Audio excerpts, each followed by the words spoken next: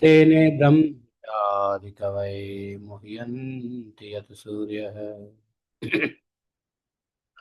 तेजो वारिमृदां यथा विनिमयो यत्र त्रिसर्गो मृषा धाम्ना येन सदा निरस्तकुहकं सत्यं परममधीमहि।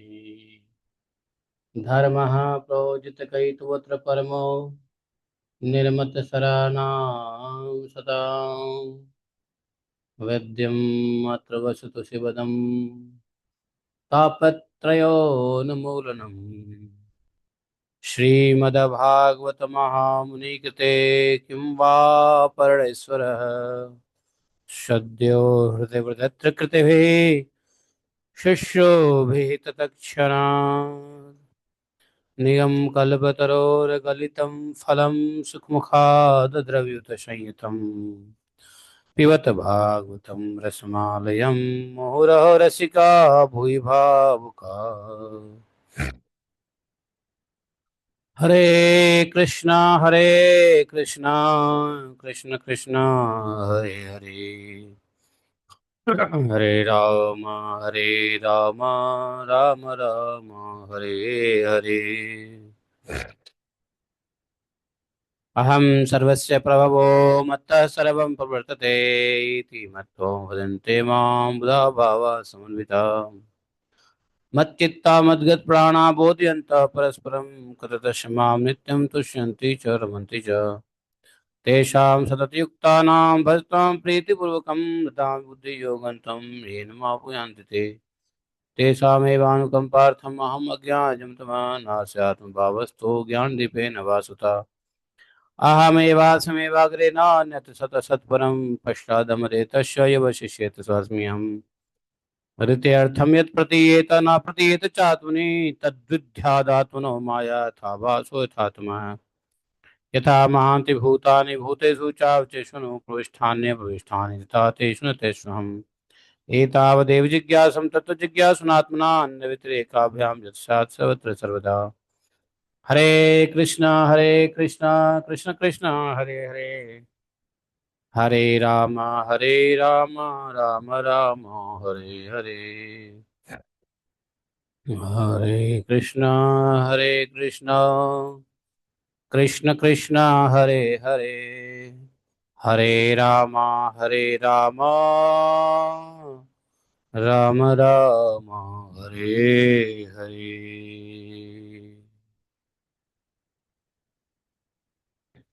बोलिए ग्रंथराज श्रीमद् भागवत महापुराण की जय।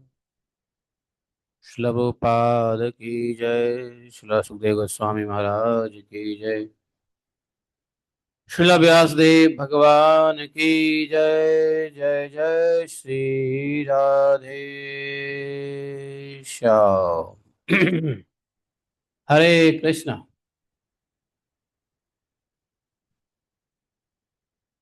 सब लोगों ने निर्जला एकादशी का पारण कर लिया या नहीं? हो गया। अच्छा।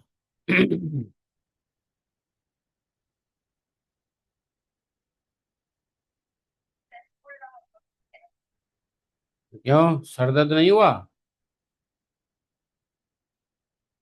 पहली बार जीवन में ऐसा हुआ? अच्छा, तो हर बार करो फिर। हर बार करो फिर, क्या दिक्कत है? भगवान ने चाहा, सब कुछ भगवान को मत छोड़ो।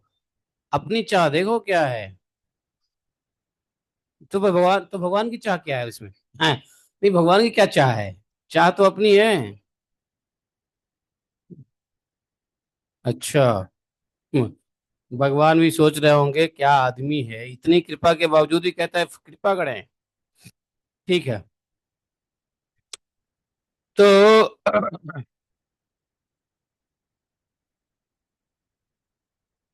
देखो, आज हम लोग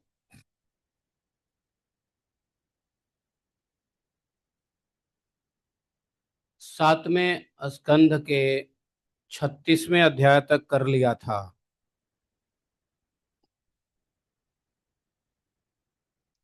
और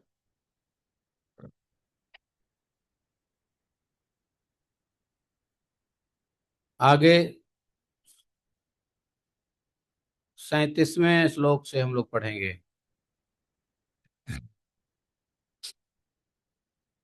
अरे इधर आओ, इसको बंद कर दो, बहुत आवाज कर रही है। फैन, ये वाली बंद करो।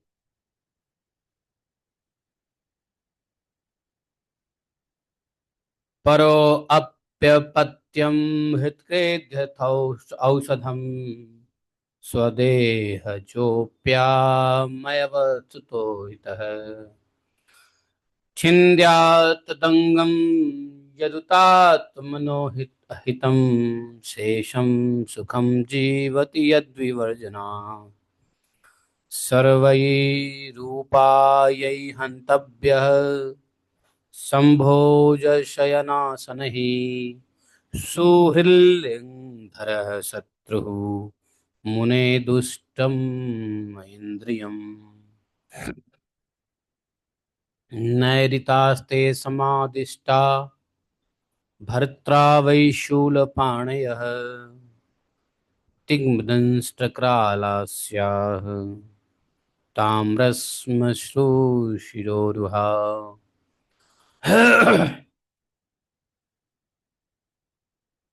नन्दन्तो भैरवान्नादं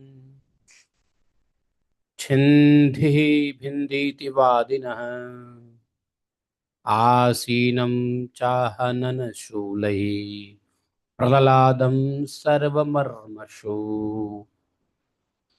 परे ब्रह्मण्यनिर्देश्ये भगवते अखिलात्मने युक्तात्मन्यफलासन् पुण्यस्यैव सत्क्रिया प्रयासे अपहते तस्मिन् दैत्येन्द्रः परिशङ्कितः चकार तद्वधोपायान् निर्बन्धेन युधिष्ठिरः। निर्बन्धेन युधिष्ठिरः। ॐ अज्ञानतिमिरान्धस्य ज्ञानाञ्जनशलाकया चक्षुरुन्मीलितं येन तस्मै श्रीगुरवे नमः। श्रीचैतन्यमनोभीष्टं स्थापितं येन भूतले स्वयं रूप कदा मह्यं ददाति स्वपदान्तिकम्। वन्देऽहं श्रीगुरोः शीघ्रो न वैष्णवांश्च श्रीरूपं सागरजातं सहगण रघुनाथान्वितं तं सजीवं साद्वैतं सावधूतं परिजनसहितं श्रीकृष्णचैतन्यदेवं श्रीराधा कृष्णपादान् सहगण ललिता श्रीविशाखान्वितांश्च। हे कृष्ण करुणा सिंधु दीनबंधु जगतपते गोपेश गोपिका कांतम राधा कांतम नमस्तुते। तप्त कांचन गौरांगी राधे वृंदावनेश्वरी वृषभानुसुते देवी प्रणमामि हरिप्रिये। वाञ्छाकल्पतरुभ्यश्च कृपा सिन्धुभ्येव च पतितानां पाप्नेभ्यो वैष्णवेभ्यो नमो नमः।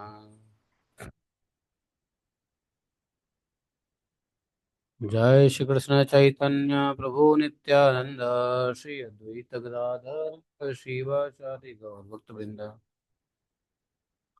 हरे कृष्णा कृष्ण कृष्ण हरे हरे, हरे राम राम राम हरे हरे। पूरे ग्रंथ श्रीमद् भागवत महापुराण की जय। तो हम लोगों ने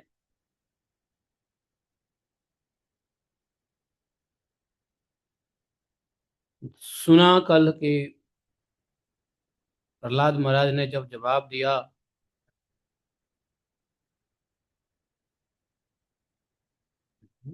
अपने पिता हिरण्याक्ष को,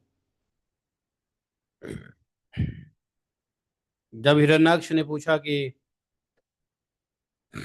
बेटा बताओ कौन सी अच्छी अच्छी बात तुम पढ़े हो, जो पढ़े हो उसमें अच्छी बात क्या पढ़े हो, तो प्रहलाद जी ने अच्छी सबसे अच्छी बात बता दी, इससे अच्छी बात तो हो ही नहीं सकता है।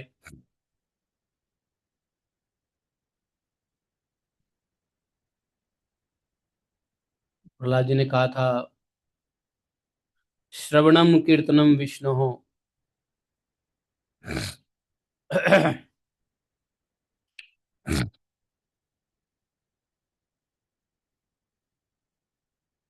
स्मरणम पाद सेवनम अर्चनम वंदनम सख्यम दास्यम आत्मनिवेदनम, दास्यम सख्यम आत्मनिवेदनम।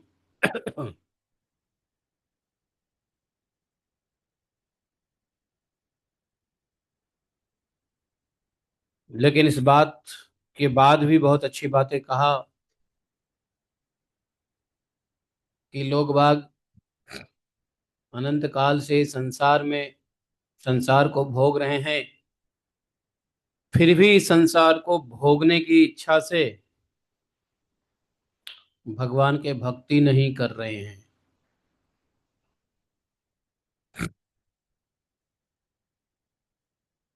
चबे को चबा रहे हैं, पुनः पुनः चरवित चरवणाणाम, ऐसा कहा था प्रहलाद जी ने। पुनः पुनः चरवित चरवणाणाम, चबे को दोबारा से चबा रहे हैं।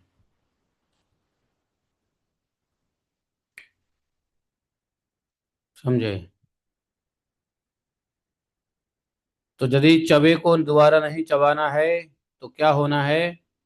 घर की आसक्ति को त्याग कर भगवान के भजन में लगना है। नहीं तो भजन नहीं करेंगे तो क्या होगा? दोबारा से संसार के भोग को भोगने आना पड़ेगा, दोबारा से संसार के भोग को भोगने आना पड़ेगा, अर्थात चबे को चबाना पड़ेगा। नहीं, पीसे को पीसन, पीसना, पीसे को पीस रहे हैं।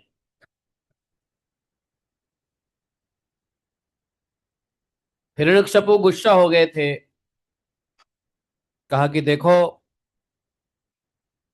यह विश्वास की लायक नहीं है। यह 5 वर्ष का बालक जब अपने माता पिता के स्नेह को नहीं समझा तो क्या विष्णु का ही हित क्या कर लेगा?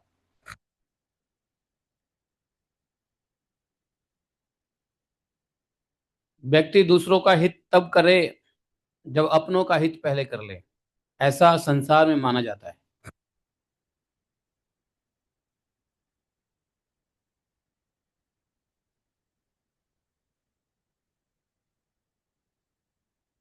अपने घर के लोगों का हित चाहने वाला ही बाहर का हित कर सकता है। जो अपने लोगों का हित नहीं चाहता, वो बाहर के लोगों का क्या हित करेगा? क्या ही हित करेगा?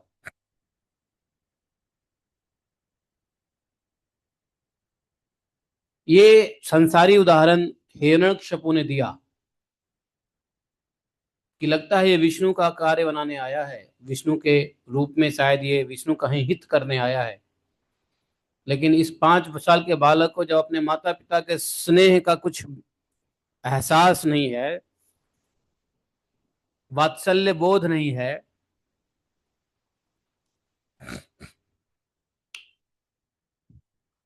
तो विष्णु का क्या करेगा काम इसमें? विष्णु का क्या हित करेगा?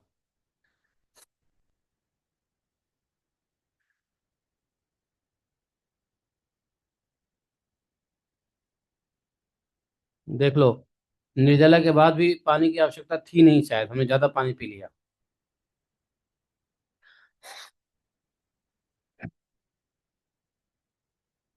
वैसे ब्रेक करने के लिए पानी पी लिया, वैसे पीने की तो इच्छा हो नहीं रही थी, जरूरत भी नहीं था। लेकिन जब पी लिया तो देखो नाक में पानी आ रहा है। तो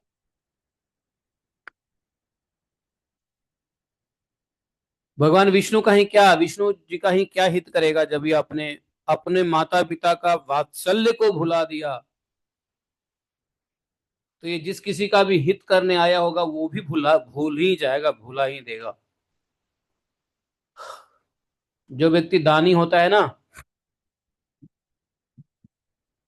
वो पहले अपने घर से दान शुरू करता है। वास्तव में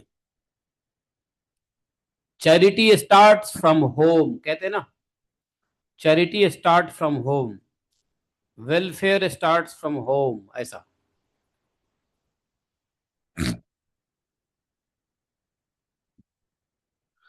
बचपन से एक कहावत मैं सुनते हुए आया हूं। हमारी माता जी कहती थी, अपना ले लाल कल दूसरा ले दानी। ऐसी कहावत आती थी। जैसे किसी को कुछ दे दिया, किसी के लिए कुछ कर दिया, तो ये कहावत आ जाती है। हालांकि ये कहावत मुंडेन है, सांसारिक है, जो हिरण्यकशिपु ने भी कहा, और ऐसा हम लोग भी सुनते आए हैं कि अपना ले लाल कल दूसरा ले दानी। अपना ले लाल कल मतलब अपने लोग भूखे मर रहे हैं और दूसरों को भंडारा कराए जा रहे हैं।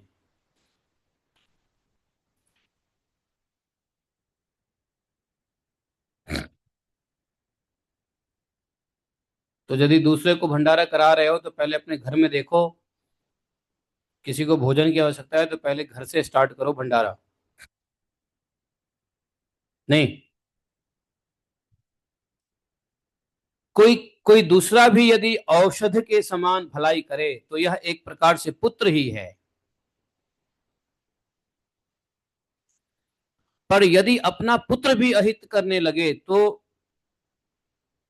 रोग के समान यही पुत्र शत्रु बन जाता है।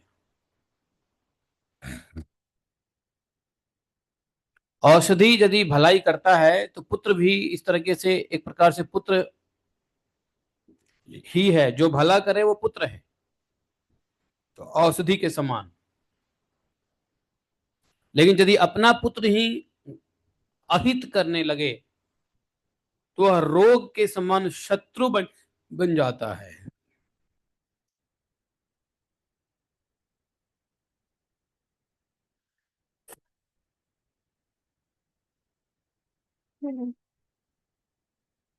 इस बात को हिरण्यकशिपु भी कह रहे हैं, और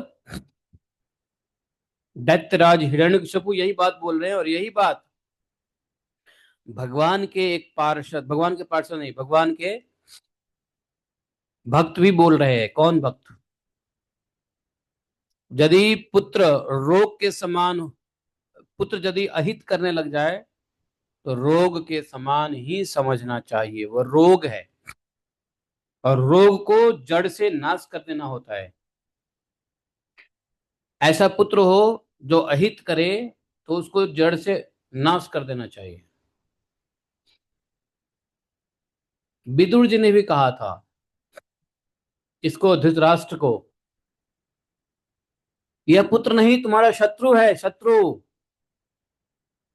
आप अभी इस शत्रु रूपी पुत्र को अपना नाश होने से पहले बचा लीजिए महाराज, बचा लीजिए। ये युधिष्ठिर को कहा था विदुर जी ने, सॉरी, किसको? धृतराष्ट्र को, धृतराष्ट्र को कहा था। दुर्योधन पूरे कुल खानदान का अहित करने जा रहा था, कर रहा था। इसलिए विदुर जी के लिए तो ऐसा ही विदुर जी का एडवाइस था कि इसको निकाल दो।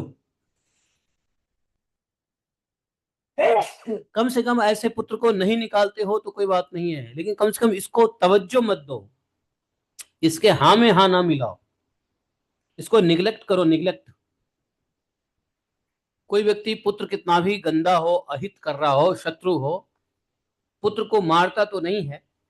लेकिन विदुर जी के कहने का तात्पर्य यह था कि यह आपका शत्रु है, इसलिए आप इसका कुछ भी मत सुनो, इसको बिल्कुल नेग्लेक्ट करो, बल्कि इसको किसी भी कार्य में, किसी डिसीजन में, राजपाट में कहीं भी इसका इन्वॉल्व मत करो महाराज, मत करो। ये शत्रु है आपका, इसका सुनोगे तो आपका नाश कर देगा। ऐसा विदुर जी ने भी कहा था, नहीं कहा था? याद है आप लोग? है, विदुर नीति भी है, विदुर नीति में भी ऐसा ही कहा गया है।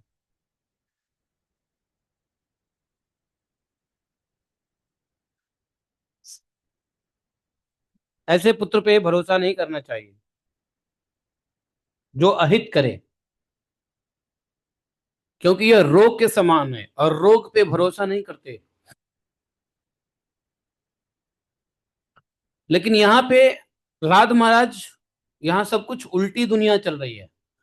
हिरण्यकशिपु दैत्यराज है और प्रहलाद एक भक्त है। इतना सुंदर, 5 साल में ही भगवत ज्ञानी पुत्र प्राप्त हुआ प्रहलाद महाराज को, इसको हिरण्यकशिपु को।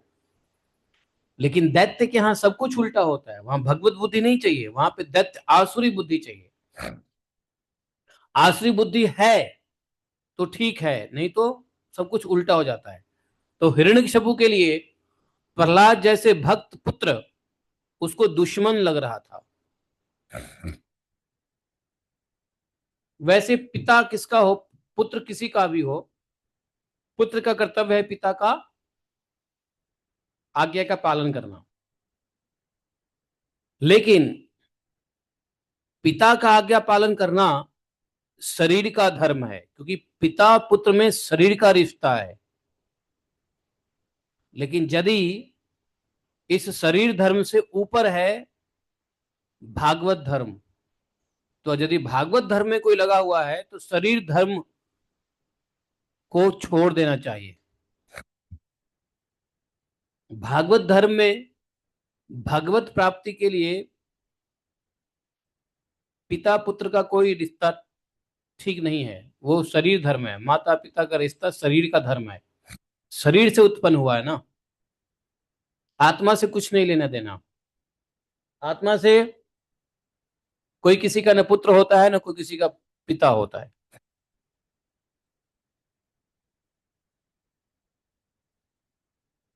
तो प्रहलाद महाराज ने क्या वैष्णव धर्म में रहते हुए उन्होंने गलत कर दिया?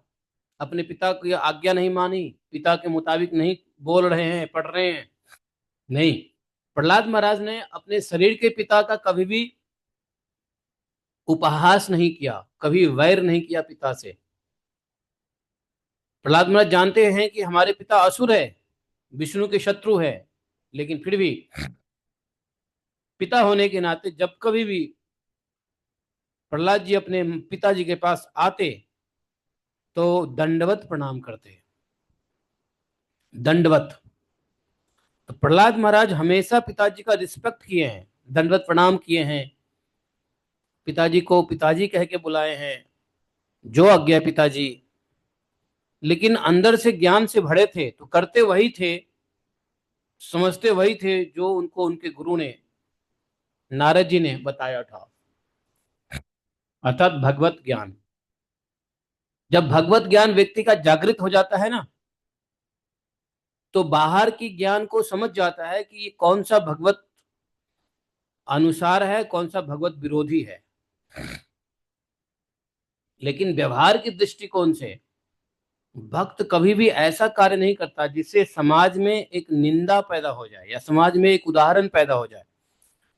प्रहलाद महाराज अपने पिताजी को कभी नहीं गाली दिया कि तुम अपने को भगवान समझते हो, भाई पागल हो, विष्णु भगवान है, ये है वो है, हमारे देवता विष्णु है वो भगवान है, हमारे इष्ट विष्णु है वो भगवान है, तुम भगवान थोड़ी न हो, कैसे पिता हो। ऐसा कह के कभी भी पिताजी को उपहास नहीं किया, पिताजी को कभी जवाब नहीं दिया, लेकिन बोलते थे सत्य बात, डरते नहीं थे। भक्तों में एक गुण होता है, डरना नहीं चाहिए। समझे? भगवत सत्य की बात बोल देनी चाहिए। ये दैवीय गुण है।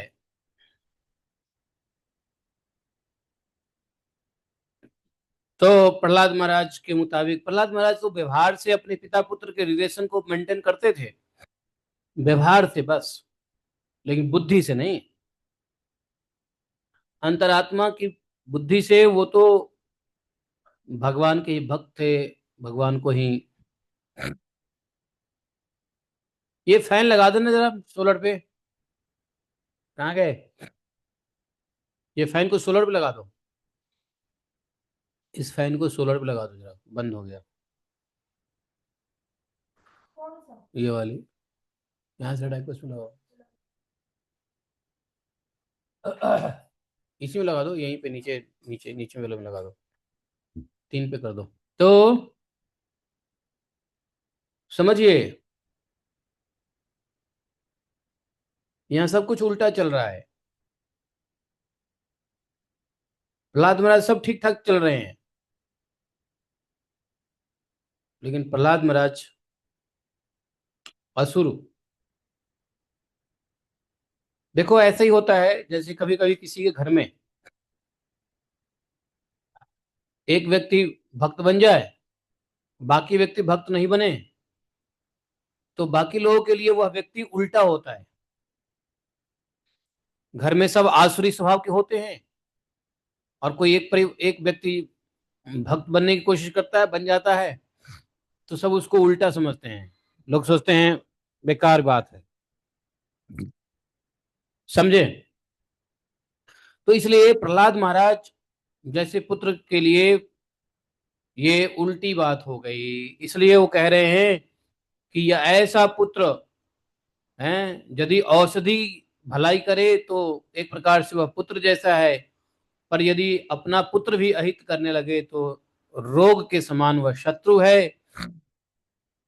अपने शरीर के ही किसी अंग से सारे शरीर को हानि होती हो तो उसको काट डालना चाहिए। ऐसा होता भी है, एक अंग खराब हो जाता है तो डॉक्टर के पास काटना ही उचित दिखता है, और काट भी देते हैं। अगर उसको नहीं काटेगा तो बाकी अंग खराब हो जाएगा।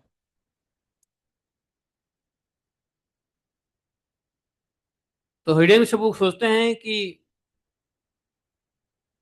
इसको खत्म ही कर देना चाहिए।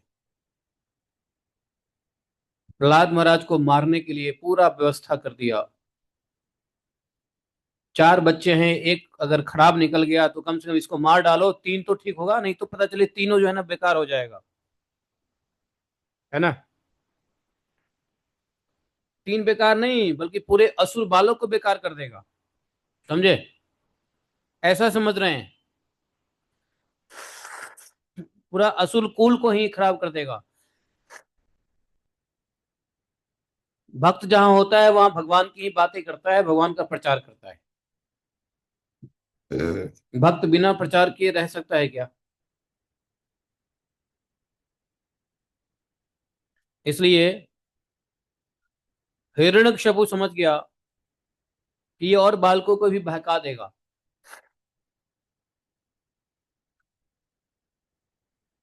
इसलिए प्रहलाद महाराज को अनिष्ट करना चाहा, और बुलाया अपने स्वजन को।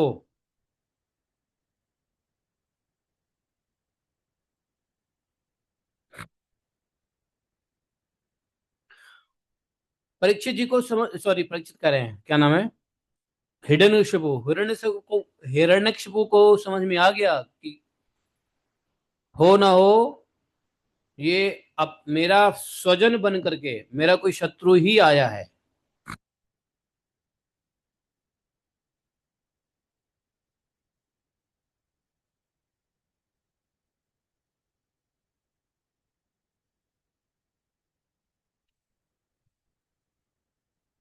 बताया जैसे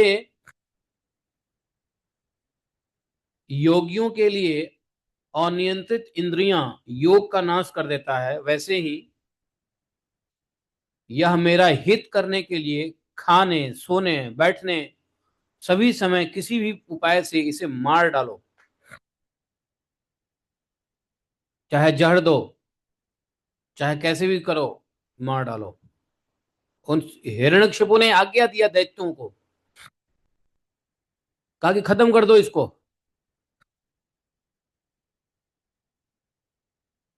समझे? तब हिरण्यकशिपु के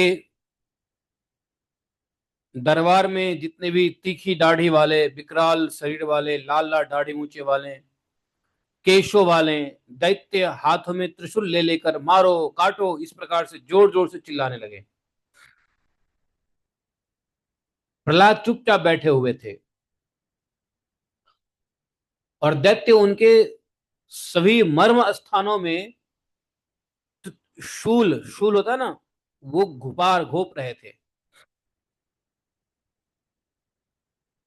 5 साल के बालक के ऊपर अनेक दैत्यों ने अपना शूल, क्या बोलते हैं उसको, शिव शूल बोलते हैं ना, एक भाला, भाला, भाला जो है ना प्रहलाद महाराज के शरीर में दे रहे हैं, घपाघप मार रहे हैं। लेकिन प्रहलाद महाराज ब्रह्मलीन होके बैठे हुए हैं। प्रहलाद महाराज का चित्त भगवान में लगा हुआ है।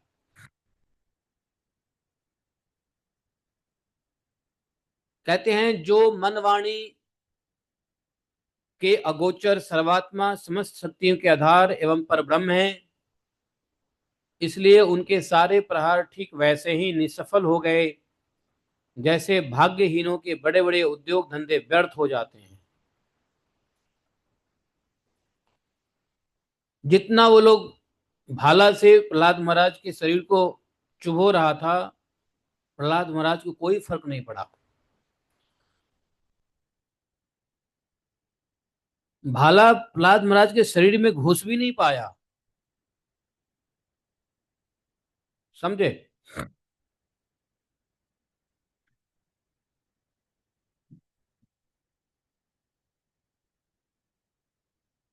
युधिष्ठिर जी, जब भाले की मार से प्रहलाद के शरीर पर कोई असर नहीं हुआ, तब तब हिरण्यकशिपु को बड़ी शंका हुई। हिरण्यकशिपु जितनी बार कोशिश करता प्रहलाद महाराज को मारने की, और जब जब वह असफल हो जाता था, तो उसको उसकी शंका बढ़ जाती थी कि हो न हो ये विष्णु का ही दूत है, हो न हो विष्णु स्वयं आया है मेरे बालक के रूप में।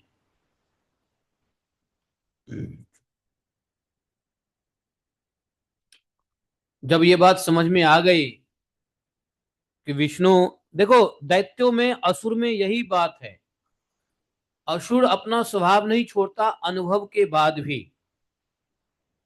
प्रहलाद, ये हिरण्यकशिपु को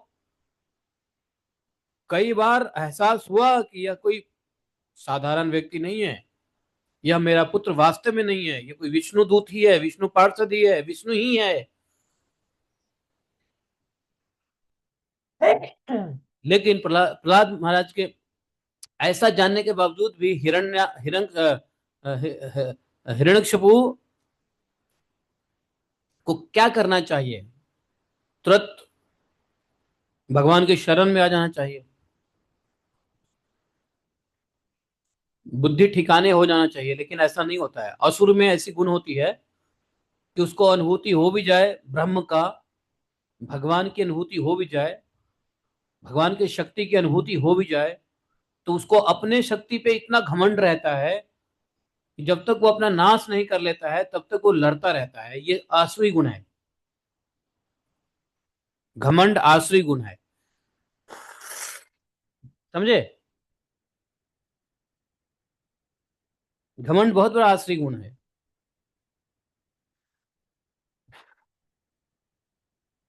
यहाँ पर हिरण्यकशिपु को समझ में आ गया है।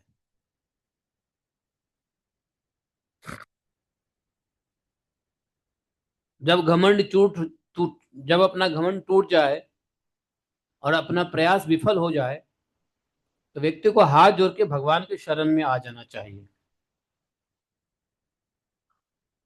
कोई व्यक्ति बिजनेस करता है, नौकरी करता है, जीवन में बहुत कुछ करता है, और यदि सफलता कहीं नहीं मिले, तो तुरंत हाथ जोड़ करके भगवान के शरण में आ जाना चाहिए। बीमारी हो गया, हारी हो गया, लोग लड़ते रहते हैं मेडिकल साइंस से, बीमारी ठीक करने में लड़ते रहते हैं, दुनिया से पैसे कमाने के चक्कर में, बिजनेस में स्ट्रगल करते रहते हैं, सफलता नहीं मिलती है, लेकिन फिर भी भगवान को शरणागत नहीं होते हैं। क्यों? क्योंकि उनको लगता है कि नहीं, मैं हारूंगा नहीं, मैं करके दिखाऊंगा। ये घमंड रहता है। एक जगह मैं हार गया, दूसरी जगह मैं सक्सेस हो जाऊंगा। सक्सेस मिलती भी है कभी कभी, लेकिन आसुरी गुण है। आसुरी गुण यही है कि कई प्रयास के बावजूद भी यदि प्रयास सक्सेस नहीं होता है तो भगवान के शरण ले लेना चाहिए। भगवान की शरण लेने के बाद कार्य आसानी से हो जाता है। लेकिन आसुरी संपत्ति के लोग, जिस जो आसुरी संपदा जो लिया रहता है, वो अपना अहंकार नहीं छोड़ता, क्रोध नहीं छोड़ता। भगवान गीता में देखो, 16वें अध्याय में सुर और असुर संपत्ति का वर्णन बताए हैं। आप उसमें ध्यान से देखिए, देवीय गुण और आसुरी गुण में, आसुरी गुण में भगवान बताते हैं दंभो, दर्पो, अभिमानश्च, क्रोधो, क्रोध, पारुष्यमेव च, अज्ञानम चाभिजातस्य, पार्थ संपदम आसुरीम। पार्थ, हे पार्थ, हे अर्जुन, सुनो, आसुरी संपदा क्या है, सुनो। दंभ करना, घमंड करना, अभिमान करना, क्रोध करना, कठोरता दिखाना और अज्ञानता, ये सब आसुरी संपदा लेकर उत्पन्न हुए पुरुषों के लक्षण हैं।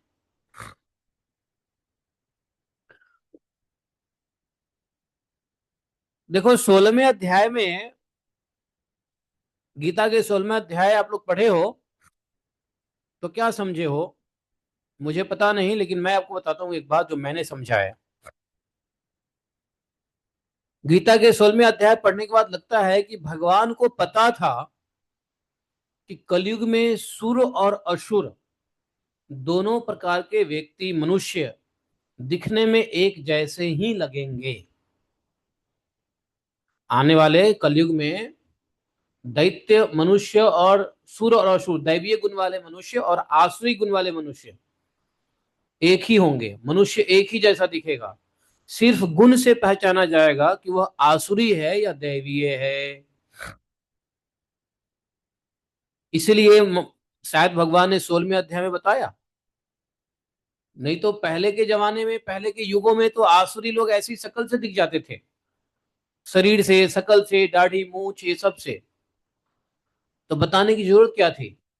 विकराल शरीर, लाल लाल तप्त कांचन दाढ़ी है, तपाए हुए लोहे की तरह दाढ़ी, लाल लाल आंखें बड़ी बड़ी, शरीर विशाल है, दांते निकला हुआ, आंखों में जैसे कोई अग्नि डाल दिया हो, ऐसे लाल लाल आंख।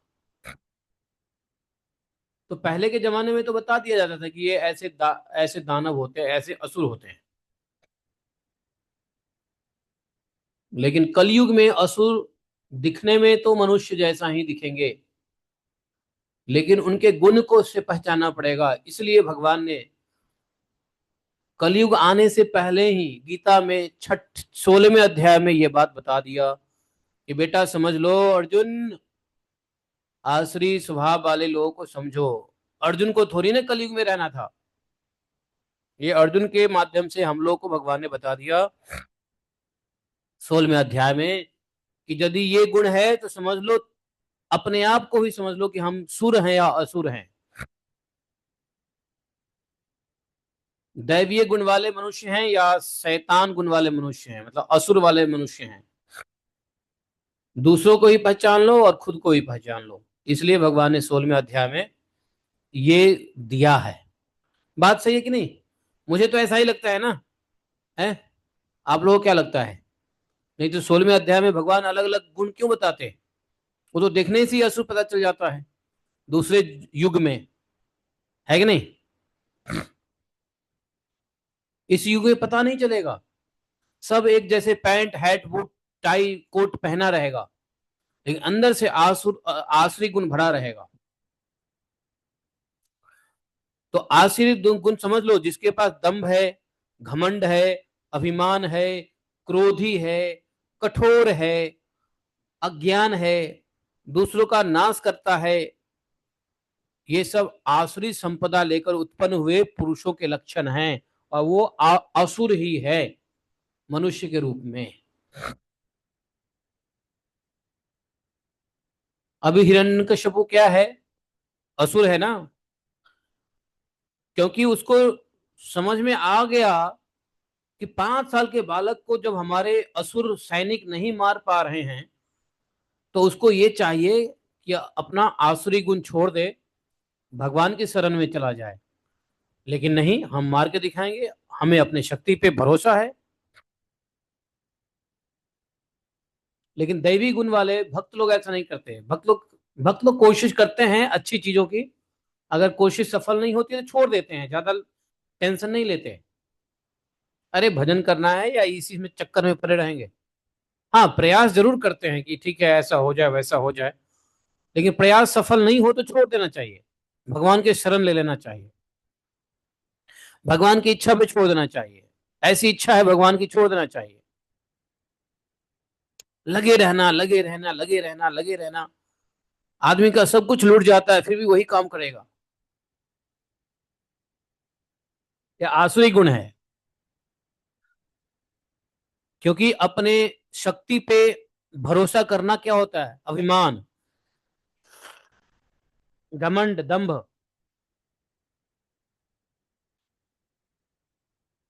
और इस वजह से वो क्रोधी बनेगा, कठोर बनेगा, और अज्ञानी तो है ही। समझे?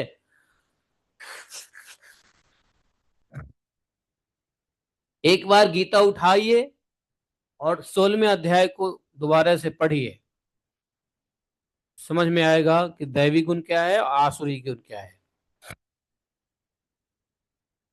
ज्यादातर तो ऐसा होता है।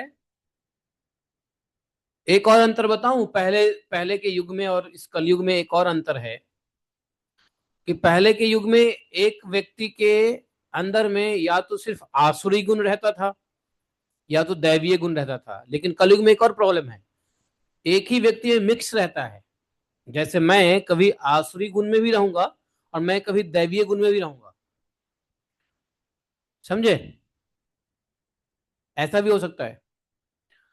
कभी कभी हम सुबह में रहते हैं दैवीय गुण में, शाम को आ जाते हैं आसुरी गुण में। समझे?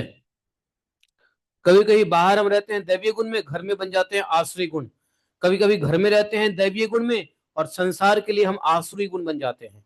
अपने बाल बच्चे, पत्नी, घर के लिए बहुत अच्छे हस्बैंड, अच्छा बेटा, लेकिन बाहर के लिए असुर बन जाते हैं। बाहर मार काट करते हैं, बाहर लूट चपाटी करते हैं, लेकिन घर में आकर के एक अच्छा हस्बैंड बनने की कोशिश करता है, एक अच्छा पुत्र बनने की कोशिश करता है, एक अपना अच्छा बाप बनने की कोशिश करता है।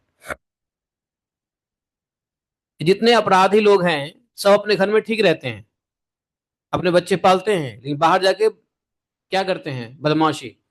तो एक ही व्यक्ति है ना जो घर में आके वो ठीक रहता है, बाहर जाके बेकार हो जाता है। राधे। अरे गाय के लिए दे दो, एक दे देगी। समझिए? तो ये आश्री संपदा और दैवी संपदा पढ़ना चाहिए। भगवान ने बताया था कि दैवी संपदा जो है वो मोक्षाय, और आसुरी संपदा जो है वो बंधाय, बंधन के लिए। आसुरी संपदा रखेंगे तो बंधन है, संसार में बंधे रहेंगे, और दैवी संपदा रखेंगे तो मुक्त हो जाएंगे। दैवी संपद विमोक्षाय निबंधाय सूरी मतः माम शुचः संपदम दैवीम अभिजातोसि पांडव। अर्जुन को बोला भगवान ने,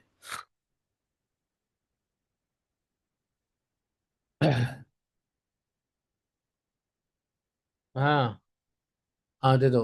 तो प्रहलाद महाराज के शरीर पे कोई असर नहीं हुआ।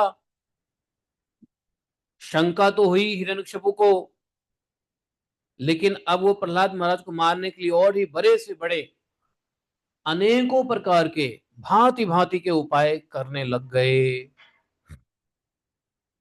हिरण्यकशिपु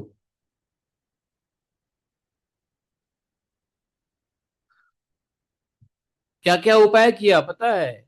हाथी के हाथी से कुचलवाने की कोशिश किया, विषैले सांप से डसवाया गया, यहां तक कि षंड अमर्क के द्वारा कृत्या नाम की राक्षसी को उत्पन्न कराया गया, पहाड़ की चोटी से फेंकवाया गया, शंबरासुर से अनेकों प्रकार की माया का प्रयोग करवाया गया, अंधेर कोठरी में बंद कर दिया प्रहलाद महाराज को, यहां तक कि विष पिलाया, भूखे मारने के लिए खाना बंद करवा दिया। समझे? ये सब नाना प्रकार के उपाय। इससे भी प्रहलाद महाराज, जब नहीं कुछ हुआ प्रहलाद महाराज को, कैसे होता? भक्त की रक्षा के लिए भगवान तत्पर रहते हैं, और भक्त की रक्षा भगवान हर मुसीबत में करते हैं।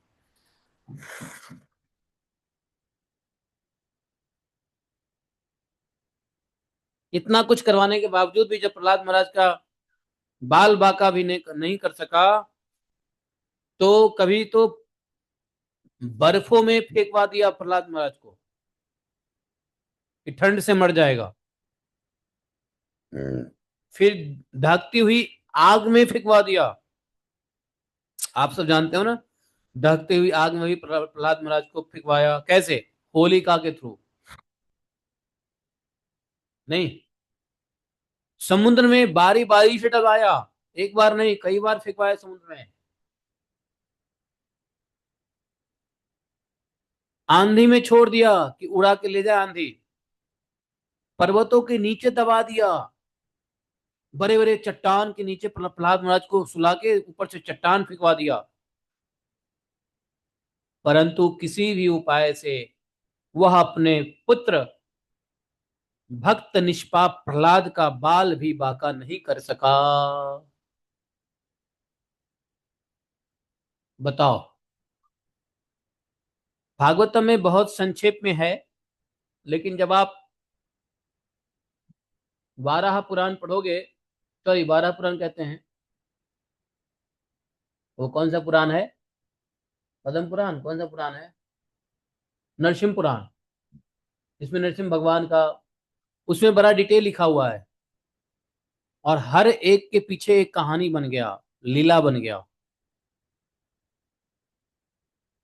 जैसे होली का एक इतिहास बन गया, वैसे समुद्र में डालने से समुद्र देवता और माता लक्ष्मी के बीच की रिलेशन से भगवान को हैं कई लीलाएं हो गई इस चक्कर में। लेकिन अपने निष्पाप पुत्र प्रहलाद का कुछ नहीं कर सका। हिरण्यकशिपु को बड़ी चिंता हुई, उसे प्रहलाद महाराज को मारने के लिए कोई और उपाय दिख ही नहीं रहा था। वह सोचने लगा कि मैंने इसको क्या नहीं किया, लेकिन किसी भी उपाय से मैं मार नहीं पाया, परंतु यह मेरे द्रोह और दुर्व्यवहारों से बिना किसी की सहायता से अपने प्रभाव से बचता गया। किसी ने इसकी सहायता नहीं की, लेकिन इसका प्रभाव इतना तेज है कि बच गया। यह बालक होने पर भी समझदार है, यह मेरे पास ही निःशंक भाव से रहता है। प्रहलाद महाराज डरते नहीं थे पिताजी से। हिरण्यकशिपु को पता चल रहा था कि ये डरता भी नहीं है, और बिना डरे मेरे पास रहता है, समझदार भी है, कुछ पूछो तो उत्तर इतना विनम्रता से देता है।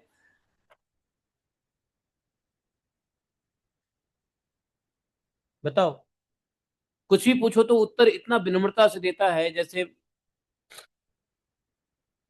डरता भी नहीं है, भागता भी नहीं है घर से। ऐसा भी नहीं कि भाग जाए घर से, कि पिताजी मारने की कोशिश कर रहे हैं भाग चलते हैं। प्रहलाद जी घर से भाग भी नहीं रहे हैं, सब कुछ बर्दाश्त करके पिताजी से बिना बैर भाव के। अच्छा, इतना कुछ करने के बाद भी पिताजी से कोई बैर भाव नहीं। हालांकि पिता को ऐसा नहीं करना चाहिए, लेकिन पिता ऐसा जब क्रूर स्वभावी हो जाए तो भक्त पुत्र का लक्षण है कि वो उसको बर्दाश्त करे। आजकल ऐसा नहीं होता है।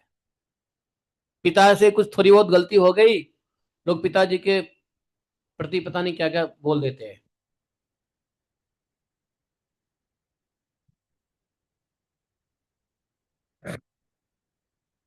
समझे?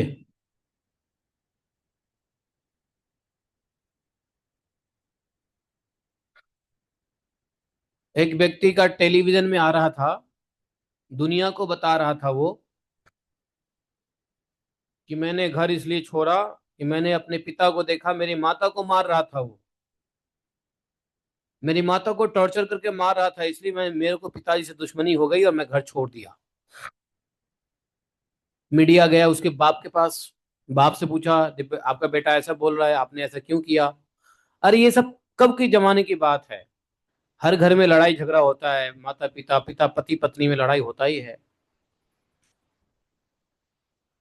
कभी महिलाएं पुरुष को पीट देती है, कभी पुरुष, ज्यादातर पुरुष महिला को पीट देते हैं। अब वो इसको पूरे संसार में ढिंढोरा पीट रहा है, न्यूज चैनल में। नहीं, आप लोगों को पता है ना?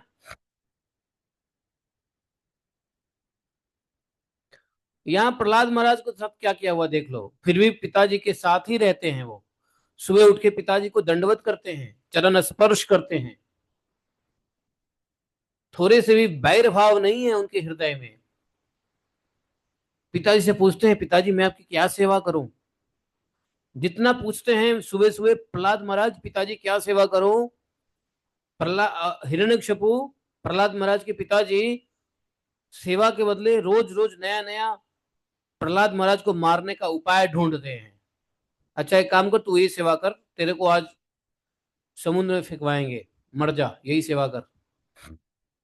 प्रहलाद महाराज शांत रहते हैं, बुरा नहीं मानते उसकी बातों को। अरे, जानते हो, किसी लड़ाकू के साथ लड़ाकू आ जाए तो लड़ने में मजा आता है, लेकिन इतना बड़ा तीनों लोगों को जीतने वाला हिरण्यकशिपु से ये 5 साल का बालक नहीं मारा जा रहा है, ये उसको क्रोध हो रहा है उसके हृदय में, बेचैन है। उसको समझ नहीं आ रहा है कि क्या करूं इसको मारने के लिए। ये आसुरी स्वभाव है। इतने प्रयत्न के बाद भी वह समझ नहीं रहा है कि भगवान की लीला है और इसी की वजह से मेरी मृत्यु होगी। आसुरी स्वभाव छोड़ देना चाहिए, पुत्र की बात मान लेनी चाहिए, पुत्र के शरण में जाना चाहिए। पुत्र मतलब पुत्र की बात मान करके भगवान के शरण में जाना चाहिए। पुत्र का आदर करना चाहिए। यदि पता चल गया कि वह भगवान का भक्त है, लेकिन फिर भी आसुरी स्वभाव है, वो पुत्र को दुआ मारने की कोशिश कर रहा है। समझे? हम सब आसुरी स्वभाव में हैं। हम भी कभी कभी ऐसा ही करते हैं, जिसमें हम सफल नहीं होते उसको बार बार करने की कोशिश करते हैं, बार बार नुकसान करने की कोशिश करते हैं। नुकसान हो रहा है फिर भी करते हैं, ये आसुरी स्वभाव है।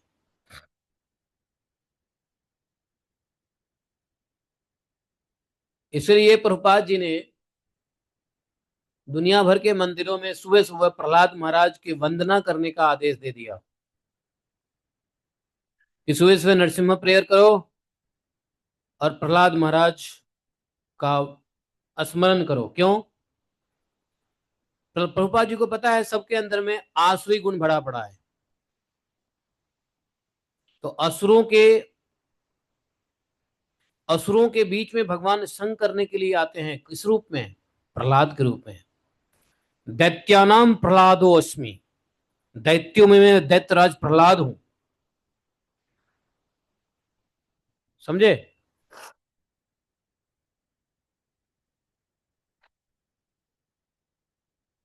प्रहलाद महाराज की स्तुति प्रभुपाद जी ने मस्त कर दिया हर मंदिर में सुबह सुबह नरसिंह प्रेयर।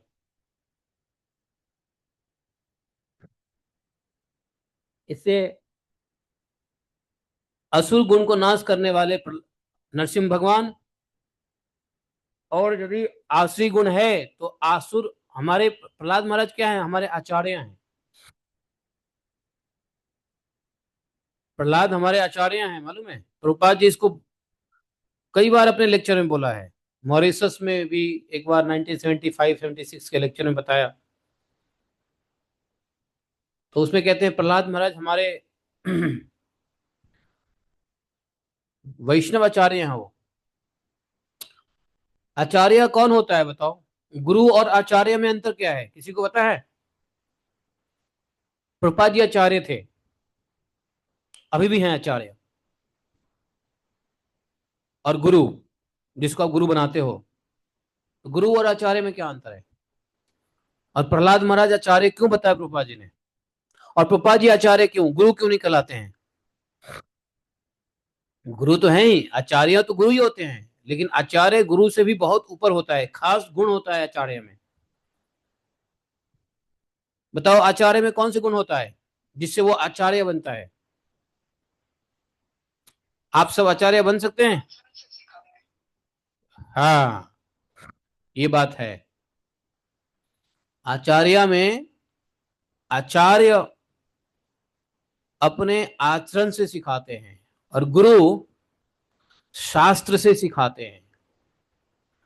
गुरु भी आचरण करने की कोशिश करते हैं आचार्यों की, और चेला को भी कहते हैं ऐसे ही आचरण करो। लेकिन आचार्य शास्त्र और अपने गुरुओं के आचरण करने के साथ साथ एक एक्स्ट्रा ऑर्डिनरी एग्जाम्पल सेट करते हैं, वो आचार्य कहलाते हैं। समझे? आचरण से तो गुरु भी सिखाते हैं,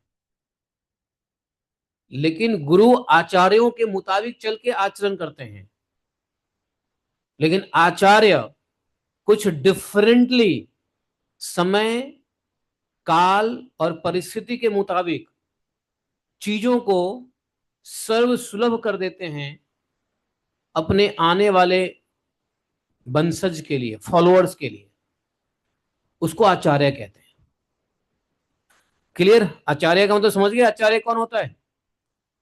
जो टाइम, प्लेस, सर्कमस्टेंसेस के मुताबिक अपने आचरण के द्वारा आने वाले फॉलोअर्स या आने वाले भविष्य में होने वाले जितने भी भक्त होते हैं उनके लिए एक ऐसा एग्जाम्पल सेट करते हैं, और अपने आचरण को भी वैसा ही करते हैं।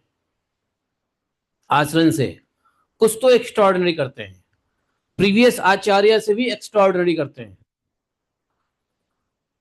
लेकिन एक्स्ट्रा ऑर्डिनरी करने के चक्कर में पीछे के गुरुओं के प्रिंसिपल ब्रेक नहीं होता है। सिद्धांत को बिना तोड़े हुए, सिद्धांत नहीं तोड़ते। प्रभुपाद जी ने वैष्णव कल्चर नहीं तोड़ा, कुछ तोड़ मरोड़ नहीं दिया, लेकिन एक अपने स्टाइल में लोगों को आसानी से कृष्ण कॉन्शियस प्रदान कर दिया। ये आचार्य के लक्षण होता है। गुरु सब बन सकते हैं, आचार्य कभी कभी बनते हैं। 100 साल में एक आचार्य आ जाते हैं। हैं?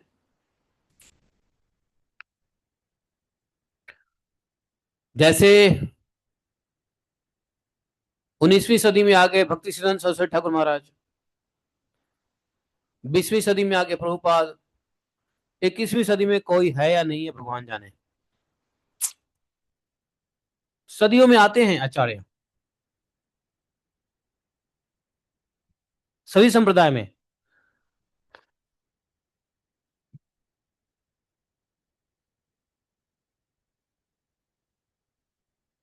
तो प्रहलाद महाराज हमारे आचार्य हैं। उन्होंने ऐसा भूतो न भविष्यति जैसा सिद्धांत दे दिया है। पहला सिद्धांत तो दिया कि भैया भय मत करो बस। प्रहलाद महाराज से बच्चों को सीखना चाहिए भगवान की भक्ति, और भगवान में इतना भरोसा कि भगवान हमें सर्वथा सभी समय जो है हमारी रक्षा करते हैं।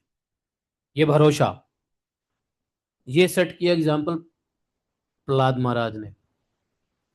नहीं किया? प्रहलाद महाराज ने एग्जाम्पल सेट किया कि दैत्यों के बीच में भी रह के भक्ति हो सकती है। दैत्यों के बीच में भी रह के डरने की आवश्यकता नहीं है। डरता कौन है? जिसको भगवान पे भरोसा नहीं होता है। और जिसको भगवान पे भरोसा है वह असुरों के बीच में भी रह के असुर उसका कुछ नहीं बिगाड़ेगा। अगर कुछ बिगाड़ भी दिया तो भगवान की इच्छा समझ के स्वीकार करके अपना आगे का जर्नी करता है, अपने कर्मों का फल ही समझ करके। प्रहलाद महाराज सोच रहे हैं कि हमारे ही कर्मों के कुछ ऐसे फल हैं जिसकी वजह से हमारे पिता ही हमें हमारे शत्रु बने हुए हैं। दुनिया क्या मारेगी, हमारे पिता ही हमको मार रहा है। शायद हमारे ऐसे ही कर्म हैं, ऐसे पिता मिले हैं। पिता से कुछ नहीं उनको शिकायत है। हम लोग आगे पढ़ेंगे, जब पिताजी को मार दिया भगवान नरसिंहदेव, तो उसी पिता के लिए अफसोस कर रहे हैं और प्रार्थना कर रहे हैं कि हमारे पिता जैसे भी थे हमारे पिता थे, आप उनके अपराधों को क्षमा कर दीजिएगा। हिरण्य नरसिंह भगवान ने कहा, अरे तुम क्या बात करते हो? तुम्हारे पिता क्या, तुम्हारे पिता के पिता के पिता 21 खानदान सब तर गए। तुम सिर्फ इस पिता की चिंता कर रहे हो। तुम्हारे पीछे 21 पर पिता का कल्याण हो गया। ऐसे प्रहलाद महाराज ने एग्जाम्पल सेट किया है कि पिता पिता होता है। असुरी स्वभाव आसुरी स्वभाव का भी पिता हो फिर भी त्यागने योग्य नहीं है।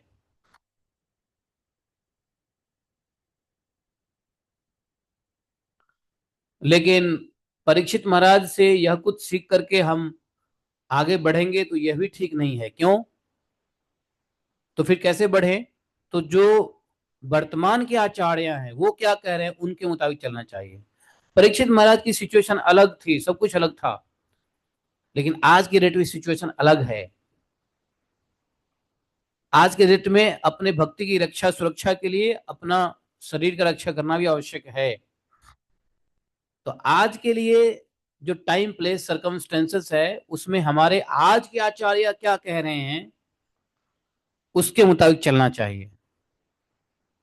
बोले तो फिर प्रहलाद महाराज के चरित्र क्यों सुने जब प्रहलाद महाराज के से हम कुछ सीखी नहीं सीखेंगे नहीं। प्रहलाद महाराज से सीखने की और भी बातें हैं। सिद्धांत सिद्धांत तो सीख सकते हैं ना। लेकिन प्रहलाद महाराज ने जैसा व्यवहार किया वैसा व्यवहार हम नहीं कर सकते हैं। व्यवहार के दृष्टिकोण पे हमें वर्तमान के आचार्य हमें गाइड करेंगे। सिद्धांत हमको मिलता है पूर्व आचार्यों से, लेकिन व्यवहार दृष्टिकोण मिलता है हमारे वर्तमान के गुरुओं से। इसलिए गुरु की आवश्यकता होती है।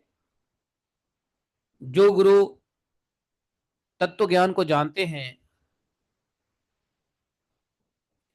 और वो जब आप गुरु के पास बैठोगे अपनी समस्या को लेकर के कि गुरु जी हमारे पिताजी ऐसे हैं, हमारी माता जी ऐसे हैं, भाई बहन ऐसे हैं, समाज ऐसा है, हमें भक्ति नहीं करने देता, हमसे दुश्मनी करता है, क्या करना चाहिए? तो उस समय के लिए गुरु जी आपको गाइड करेंगे उस परिस्थिति के मुताबिक। है।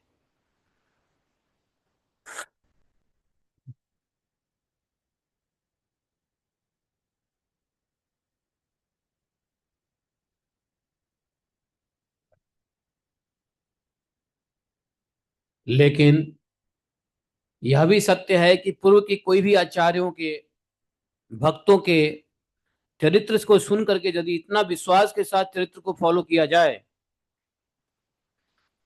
तो जरूरी नहीं है भगवान जैसे हिरण्यकशिपु को मारने के लिए नरसिंह देव के रूप में आ गए तो आपको बचाने के लिए कोई और रूप धारण कर लेंगे, ऐसा जरूरी नहीं है। लेकिन हाँ, किसी न किसी रूप में ऐसी सिचुएशन क्रिएट कर देंगे, वो सब कुछ ठीक हो जाएगा। कलयुग में भगवान को थोड़ा सा सिचुएशन ठीक कर देने से सारा काम हो जाएगा। तो सारी बात समझ लेना चाहिए। तो प्रहलाद महाराज को आचार्य बताया है, और हम आसुरी गुण से भी भरे पड़े हैं, और थोड़े बहुत दैवीय गुण हो सकता है, क्योंकि गीता पढ़ रहे, भागवतम पढ़ रहे, भक्ति में आ गए, तो थोड़े दैवीय गुण हो सकते हैं, लेकिन आसुरी गुण भरा है, अभी भी खत्म हुआ नहीं आसुरी गुण।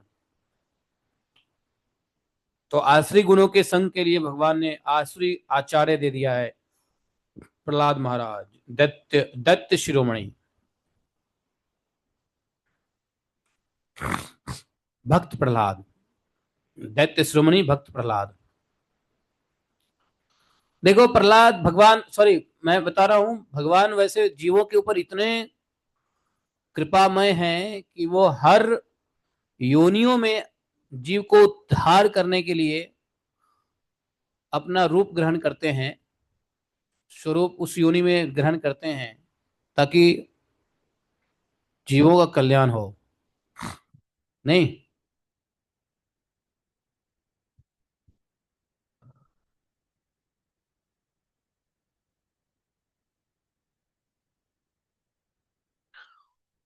तो बोले जैसे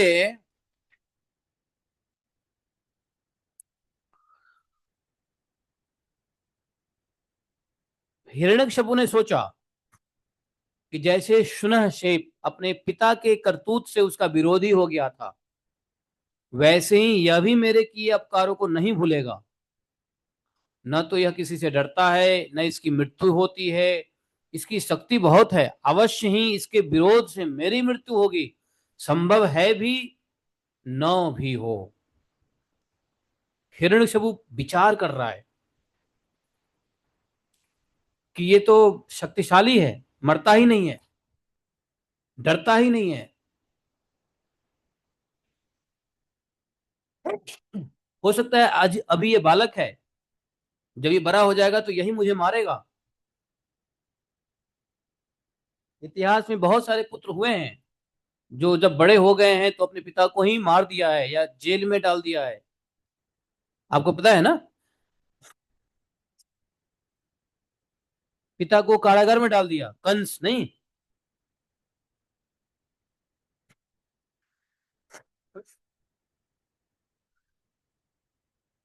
बहुत सारे पुत्र होते हैं जो अपने पिता का अभद्रता को याद रखते हैं और बड़े होने के बाद पिता को वैसा ही कष्ट देते हैं। संसार में बहुत ऐसे पुत्र हैं, पिता ने गलती की तो पुत्र कहेगा तुमने ऐसे मुझे किया तो मैं भी तेरे साथ ऐसे करूंगा, तुमने मुझे हॉस्टल में छोड़ा, मैं भी तुमको अनाथालय में छोड़ूंगा। समझे? हैं? क्या हुआ? तो एक एक एक एक शुना शेप था, शुना शेप, उसके पिताजी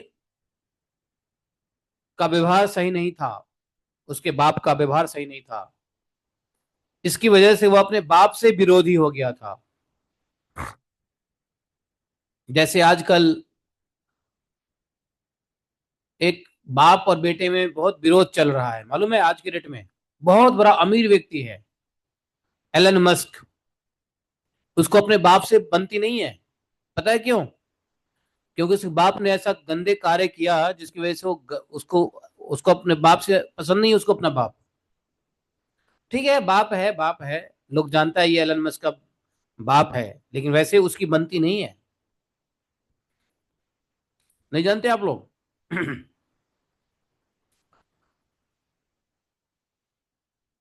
लेकिन ये शुनशेप कौन था? शुनशेप एक व्यक्ति था, उसका या मझला पुत्र था। अजित गर्ग, अजित गर्ग, अजित गर्त, अजित गर्त का पुत्र था, वो मझला पुत्र था। और अजित गर्ग कौन था? वरुण का पुत्र था। तो वरुण के यज्ञ में बलि देने के लिए हरिश्चंद्र के पुत्र रोहिताक्ष को के हाथ भेज दिया था। तब उसके मामा विश्वामित्र जी ने उनकी रक्षा की थी और अपने पिता के विरुद्ध होकर के वह पक्षपात विपक्षी विश्वामित्र जी के ही गोत्र में हो गया। ये कथा हम लोग 9वें स्कंद के 7वें अध्याय में पढ़ेंगे। चिंता ना करो, याद रखो शुनशेप। यह शुनशेप की कथा आएगी 9वें स्कंद के 7वें अध्याय में। अभी हम लोग 7वें अध्याय के 5वें अध्याय, 7वें स्कंद के 5वें अध्याय में चल रहे हैं। तो हिरण्यकशिपु को पता था शुनशेप की तरह कहीं ऐसा तो नहीं कि ये प्रहलाद बड़ा होगा तो मेरा विरोधी हो जाएगा।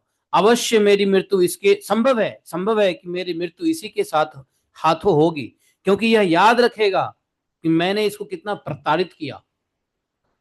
अब हिरण्यकशिपु के लिए लगा कि, लेकिन हिरण्यकशिपु को पता है कि वह किसी भी व्यक्ति से नहीं मर सकता है, लेकिन फिर भी वह अपने मृत्यु के भय में ब्रह्मा जी का वरदान भी भूल गया। ब्रह्मा जी से उसने वरदान मांगा था, वह भी भूल गया।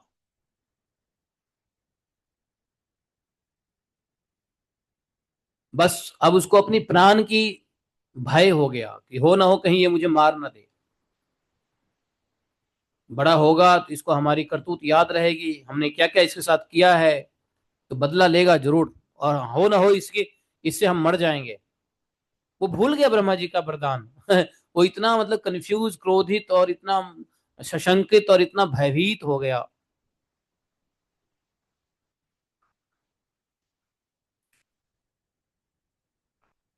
और उसके मन में प्रहलाद महाराज जी को मारने के विचार बार बार अनेकों प्रकार से उत्पन्न होने लगे। दिन रात सोचता कि कैसे मैं मारूं प्रहलाद को, जिंदा नहीं रहना चाहिए। सांप जिंदा बच गया तो काट गया एक दिन। कहते हैं शत्रु को और कर्ज को थोड़ा भी नहीं छोड़ना चाहिए। शत्रु को छोड़ दोगे तो दोबारा आपको नुकसान करेगा, और कर्ज को छोड़ दोगे तो कर्ज आपको पता नहीं कितना फिर से सूद मूल ब्याज बढ़ के कितना हो जाएगा। इसलिए और रोग को भी छोड़ना नहीं चाहिए, नहीं तो एक रोग को छोड़ दोगे तो कई रोगों को ले आएगा।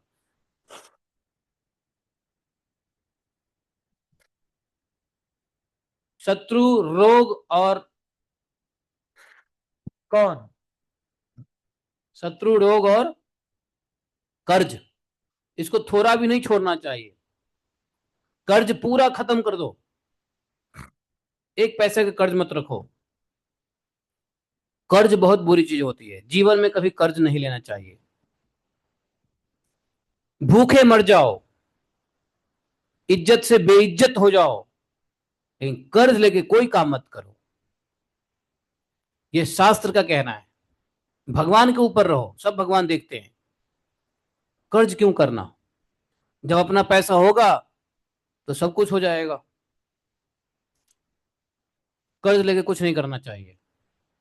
कर्ज का मतलब क्या होता है? कर्ज का मतलब ये नहीं होता है किसी से सहायता लिया तो वो कर्ज हो गया, नहीं।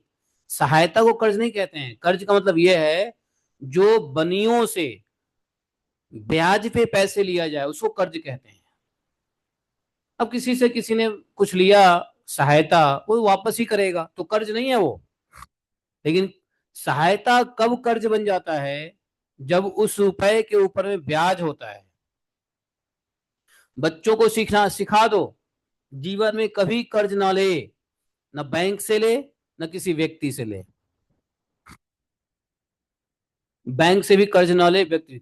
कोई जरूरत नहीं है बिजनेस करने का कर्ज लेकर के, कोई जरूरत नहीं है कर्ज लेके घर खरीदने का, कोई जरूरत नहीं कर्ज लेके गाड़ी खरीदने का।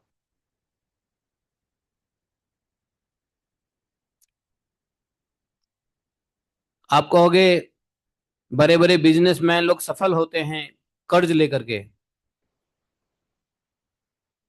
लेकिन आपको पता होना चाहिए कि बिजनेसमैन जो कर्ज लेके सफल होते हैं ना, उसके पीछे एक बहुत बड़ा रहस्य है। उस रहस्य को समझोगे तो आपको लगेगा वो वैसे कर्ज लेना अच्छा है। मैं थोड़ा बता दूं या आगे बढ़ू भागवतम में? है, भागवतम की बात करनी चाहिए क्या, बिजनेसमैन कर्जा वर्जा की बात करें?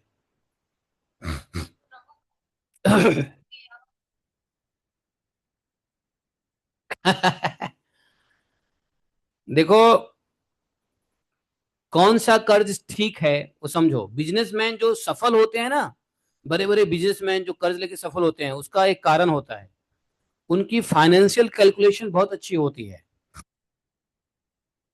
कर्ज तभी लो जब आपके पास उतने ही पैसा हो पॉकेट में। अब कहोगे अरे, जब उतना पैसा होगा तो फिर हम कर्ज क्यों लेंगे? हाँ, तो बिजनेसमैन अपने पैसे को रिस्क पे नहीं डालते हैं, इसलिए कर्ज लेते हैं। मान लो अडानी है, अडानी अंबानी के पास पैसा होगा 100 करोड़, तो अपना 100 करोड़ बिजनेस में नहीं डालेगा। वो क्या करेगा मालूम है? अपना 20 करोड़ लगाएगा, 80 करोड़ बैंक से लेगा, और अपना 80 करोड़ डाल देगा एफडी में या कहीं इन्वेस्ट कर देगा। लोन का इंटरेस्ट कैसा होता है? रिड्यूसिंग होता है। तो जैसे जैसे वो लोन देता रहता है महीने का, वैसे वैसे उसके इंटरेस्ट कम होते रहते हैं, ब्याज। लेकिन जहां पर वो इन्वेस्ट करता है, वहां उसका कंपाउंडिंग इंटरेस्ट मिलता है। जैसे इस साल एफडी में 7% मिला, तो अगले साल उसी का FD interest plus principal principal बन जाता है अगले साल के लिए। तो उसका बढ़ता रहता है, और लोन लेते हो तो घटता रहता है। जैसे मैं आपको बताऊं, सुनो, मान लो आप एक गाड़ी खरीदना चाहते हो, आपके पास 10 लाख है, 10 लाख की गाड़ी खरीदना चाहते हो और 10 लाख आपके पास है, तो लोन ले लो। और क्या करो, 10 लाख रुपए को आप एफडी कर दो या म्यूचुअल फंड में डाल दो, और लोन पे गाड़ी ले लो। 2 लाख रुपए दे के लोन ले लो, गाड़ी ले लो, और 8 लाख रुपए को आप एफडी कर दो, म्यूचुअल फंड कर दो। तो 2 लाख के ऊपर आपका ब्याज क्या जा रहा है? 9%। वो भी रिड्यूसिंग, जैसे जैसे आप पे कर रहे हो आपका ब्याज कम होता जा रहा है। लेकिन जहां आपने इन्वेस्ट किया है म्यूचुअल फंड में, 12%, 15%, 18%, कुछ नहीं तो 7-8% एफडी में दे रहा है, तो हर साल आपका वो पैसा बढ़ रहा है। इधर आपका घट रहा है ब्याज, उधर पैसा बढ़ रहा है। देखोगे कि 5 साल के बाद वह 8 लाख 12 लाख हो जाएगा, और आपने लोन कितना लिया था? 8 लाख। तो इधर 8 लाख जीरो हो गया, अब 12 लाख वहां पे से आ गया, आप 4 लाख प्रॉफिट कमा लिए, लोन से प्रॉफिट कमा लिया आपने। यही बिजनेसमैन लोग करता है। अगर अपने पास पैसा होगा तो पूरा नहीं लगाओ, 10-20% लगाओ, 80% लगा दो अपना पैसे को बैंक के इंटरेस्ट पे। अब बिजनेसमैन आराम से सोता है, क्यों? उसको पता है बिजनेस नहीं चली तो अपना पैसा है, लोन चुका देंगे, है, अपना तो एसेट्स है ना, लोन चुका देंगे। इसलिए आराम से सोता है, खाता पीता मस्त रहता है। और यदि बिजनेस चल गई, अब बिजनेस डूब गया, तो एक और बात है, लोन जो लिया है उसमें बैंक करप्ट हो जाएगा। अगर बिजनेस डूब गया तो बैंक करप्टेंसी कहते हैं, दिवालिया, दिवालिया घोषित कर लो, लोन देने की जरूरत ही नहीं है, क्योंकि हर लोन इंश्योर्ड होता है। तो अगर बिजनेस चल गया तो लोन ऐसे चुका देंगे, अब बिजनेस नहीं चला तो दिवालिया घोषित कर देंगे। दिवालिया घोषित में क्या होगा? बैंक को लोन देने की जरूरत ही नहीं है, और देना भी पड़ा तो हमारे पास तो पैसा है ही। तो ऐसे व्यक्ति को लोन लेना चाहिए, ऐसे व्यक्ति को लोन नहीं लेना चाहिए जो पॉकेट में पैसा नहीं है और जाके बैंक से ले लिया। ऐसे व्यक्ति कर्ज लेने वाला गरीब ही रहता है, समझे? पता नहीं मैं भागवतम से कहां आ गया फाइनेंस पे, मैं क्या कह रहा था? बातें कहाँ से कहाँ चल रही थी? मैं फाइनेंस समझाने लगा। हाँ, तो हिरण्यकशिपु फाइनेंस समझ गए? देखो, भागवतम में सब कुछ है। अर्थशास्त्र, नीति शास्त्र है, काम शास्त्र, क्रोध शास्त्र, सब है भागवतम में। असुर शास्त्र भी है, सब कुछ है भागवतम के अंदर में। तो ये जो है मृत्यु, बात मृत्यु से आई है। तो मृत्यु से डर है उसको। अब इस मृत्यु के डर से व्यक्ति, इस मृत्यु के डर से वो ब्रह्मा जी का वरदान भी भूल गया। लेकिन अभी भी मुझे समझ में नहीं आया, मैं ऐसी कौन सी बात से फाइनेंस पे आ गया था, वो टॉपिक अभी भी मुझे मिल नहीं रहा है। भागवतम कुछ बता रहा था, उसमें फाइनेंस पे आ गया मैं। कर्ज की बात करने लग गया, कर्ज कभी नहीं लेना चाहिए मैंने बताया। भूखे रहो कर्ज न लो। हाँ, बात है कि भगवान पे भरोसा, भगवान पे भरोसा होता है तो व्यक्ति भगवान पे आश्रित रहता है। वो कभी भी किसी बाहरी चीजों पे आश्रित नहीं रहता, किसी के मदद पे, किसी के कर्जे पे, किसी नहीं। भगवान पे आश्रित रहने वाले का सारा काम भगवान कर देते हैं। लेकिन भगवान पे भरोसा नहीं है, इसलिए कर्ज उठा लेगा। बेटी की शादी कैसे होगी? कर्ज उठाना पड़ेगा। कर्ज से लेके शादी कर, मत करो, बेटी की शादी ऐसे ही हो जाएगी, देखो तो सही भगवान कैसे अरेंज करेंगे। तो भजन भक्ति है नहीं, बेटे की पढ़ाई कैसे होगी? अरे बेटे के मन में, हृदय में, बेटे के भाग्य में होगा पढ़ाई तो पढ़ाई कर लेगा ना। काहे को तुम अपना कर्ज लेके उसको, बच्चे को पढ़ाने भेज रहे हो?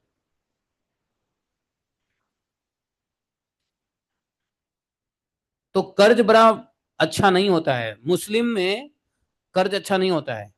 आज भी इस्लाम लोग कर्ज को ठीक नहीं मानते हैं, ब्याज लेना हराम है उनके लिए। ब्याज लेना, ब्याज देना दोनों हराम है।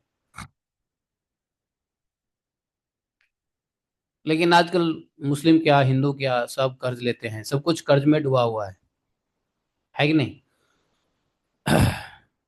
इससे, कर्ज से फिजूल खर्ची बचती है। भोग की इच्छा को भी लगाम लगता है कर्ज से। कर्ज नहीं लोगे तो संतुष्ट रहोगे। तो कर्ज, इसलिए मैं कह रहा था कर्ज नहीं लेना चाहिए। कर्ज पे क्यों? क्योंकि भगवान से कर्ज लो, भगवान के वैसे ही ऋणी हम हैं। भाई, भगवान के ऋणी हम हैं कि नहीं है? तो भगवान के जब इतने ऋणी हैं, तो भगवान का इतना भी ऋण ले लें कि भगवान ही मेरा काम करें। हैं? वैसे ही भगवान के ऋणी हम लोग हैं, तो थोड़ा सा और ऋण सही। बाल बच्चों की भगवान ही देख लेंगे, शादी ब्याह भगवान ही देख लेंगे, घर मकान बनना है भगवान देख लेंगे। हैं? बताओ, सब कुछ अपने आप हो जाता है, चिंता की बात नहीं होती है। ये मैं अपना भी अनुभव से बता रहा हूं, ये मैं ऐसे सिर्फ फिलॉसफी नहीं दे रहा हूं, मैं अपने अनुभव से बता रहा हूं। एक समय होता था जब कितना भी मेहनत कर लो, एक पैसा नहीं आता था। एक समय ऐसा आता है कि जब आप कुछ भी ना करो तो पैसा अपने आप आता है। नहीं? तो जब नहीं आया तब भी खुश रहे, और जब आ गया तब भी खुश रहो, दिक्कत क्या है? लेकिन ऐसी मन स्थिति बनना बहुत मुश्किल है। ऐसा भगवान के ऊपर डिपेंडेंसी आना बहुत मुश्किल है। नहीं तो आदमी तो अपने मेहनत, क्योंकि आसुरी गुण होता है ना, आसुरी स्वभाव होता है, घमंड होता है, अपने मेहनत पे होता है घमंड। नहीं, ऐसा नहीं, ऐसा कर लूंगा, वैसा नहीं, वैसा कर लूंगा, वैसा, अरे नौकरी नहीं जाएंगे तो कैसे काम चलेगा, अरे कमाओगे नहीं तो कैसे करेगा, अरे बैठ के भजन करो ना, देखो कैसे रोटी मिलती है, कैसे घर बनता है, कैसे गाड़ी मिलती है, सब मिल जाएगा आपको। भजन करने वाले को ज्यादा भगवान देते हैं। प्रभुपाद जी को क्या नहीं दिया भगवान ने, बताओ? हैं? सभी भक्तों को मिलता है। हम लोग कल गए थे वहां पर। माता जी है क्या यहाँ? जयश्री, जयश्री माता जी है नहीं है? हम लोग गए थे वहां पे, कल परसों परसों गए थे, मैं और क्या नाम है उनका, आचार्य प्रभु गए थे। रसानंद प्रभु, कहाँ है रसानंद प्रभु, है क्या? हाँ है ना, रसानंद प्रभु। हम लोग गए थे वहां, देखो आ, आ, वो मंदिर में, कौन सा मंदिर था वो, श्रीनाथ जी मंदिर।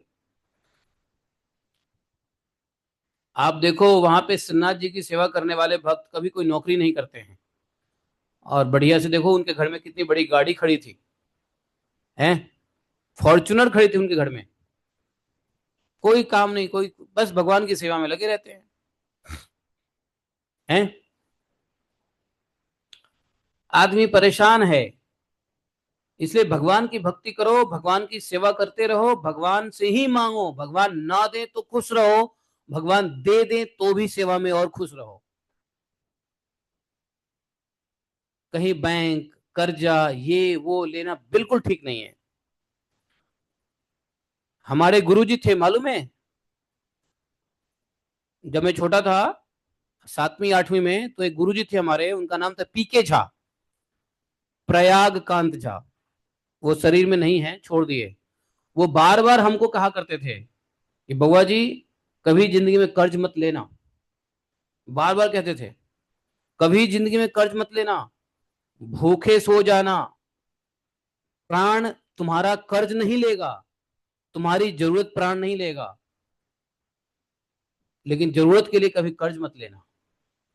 कर्ज तुम्हारा प्राण ले लेगा। अगर कर्ज लोगे तो तुम्हारा प्राण ले लेगा, जाएगा, लेकिन भूखे तुम्हारा जान नहीं जाएगा, क्योंकि रोटी तो मिल ही जाएगी कहीं ना कहीं से। और वो उस वक्त कहते थे कि चींटी को भी भगवान देते हैं, बंदर को, कुत्तों को, बिल्ली को, सबको भगवान देते हैं। कौन बंदर, कौन चींटी मेहनत करता है, कौन नौकरी पे जाता है? वो प्रयाग कांत झा मास्टर जी की एक बात मुझे याद आ रही है, वो हमेशा कहते थे, अजगर करे न चाकरी, पंछी करे न काज। ये बात हमेशा कहते थे, अजगर करे न चाकरी, पंछी करे न काज। वो भगवान की भक्ति में तो नहीं थे, ब्राह्मण थे, झा थे, मैथिला मिथिला के ब्राह्मण थे, भगवान की भक्ति में नहीं थे, लेकिन ज्ञानी पुरुष थे। जीवन के बड़े कटु अनुभव उन्होंने झेला हुआ था। एक समय में वो कलकत्ता में बड़े अमीर व्यक्ति हुआ करते थे, लेकिन बाद में गरीब हो गए, तो अनुभव उनके पास बहुत था। हम लोग को पढ़ाया करते थे वो, उनकी बहुत सारी बातें पूरे जीवन भर हमको याद रहा। उसमें ये भी बात बताया था, भगवान पे भरोसा रखना, कर्ज मत लेना बुआ जी, चिंता, कर्ज करोगे तो चिंता होगी, चिंता से चिता पे चले जाओगे, ऐसा कहते थे वो। कर्ज से क्या होता है, चिंता होता है, और चिंता से चिता पे चले जाओगे। भूखे नहीं मरोगे, लेकिन कर्ज से मर जाओगे। इतना स्ट्रांगली बताया करते थे सभी बच्चों को। पता नहीं किसने कितना सीखा, लेकिन हमको तो बहुत हृदय में बात घुस गई। वो कहते थे, आपके पास पैसे हो तो कुछ करना, वरना किसी दूसरे के ऊपर आश्रित मत होना, किसी दूसरे से मत मांगना, किसी दूसरे से मत आ, आ, ये करना। हमने कहा ठीक है गुरुजी। आज प्रयाग कांत झा की बात चल रही है, मास्टर साहब की बात चल रही है भागवतम में, तो भगवान उनको कहीं ना कहीं जरूर सदगति दिए होंगे।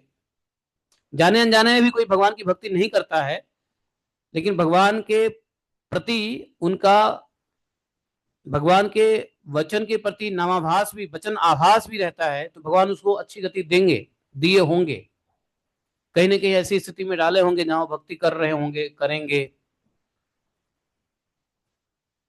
तो समझ गए, ये आसुरी गुण है।